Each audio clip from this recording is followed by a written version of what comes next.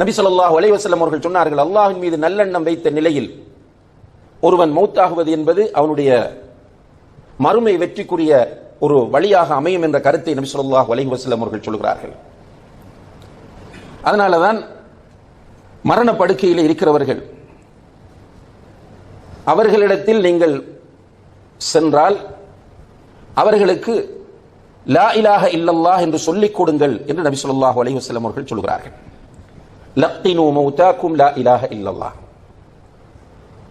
மரணப்படுக்கையில் இருக்கிற உங்களுடைய மக்களுக்கு, அதாவது உங்களுடைய நெருங்கியவர்கள், உங்களுடைய பெற்றோர், உறவினர்களுக்கு நீங்கள் லா இலாஹ இல்லல்லாஹ் என்று சொல்லிக் கொடுங்கள்.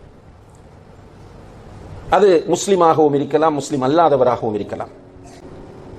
அவர்களுக்கு லா இலாஹ இல்லல்லாஹ் என்று சொல்லுங்கள் என்பதை அவர்கள் கிரகிக்கக்கூடிய அளவுக்கு இருப்பார்களாக இருந்தால் அவர்களுக்கு லா இலாஹ இல்லல்லாஹ் என்று சொல்லுங்கள் என்று கட்டளையிட வேண்டும்.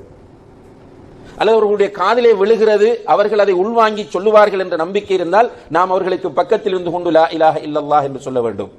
ஆனால் முஹம்மது ரசூலுல்லாஹ்வை சேர்க்க வேண்டிய அவசியம் இல்லை, சேர்க்கக்கூடாது. ஏனென்றால் ரசூல் ஸல்லல்லாஹு அலைஹி வஸல்லம் அவர்கள் சொன்னார்கள், லக்னு மௌதாக்கும் லா இலாஹ இல்லல்லாஹ் என்று மட்டும்தான்.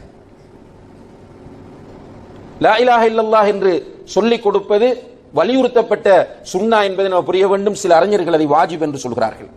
லா இலாஹ இல்லல்லாஹ் என்று சொல்லிக் கொடுப்பது வாஜிப் என்கிறார்.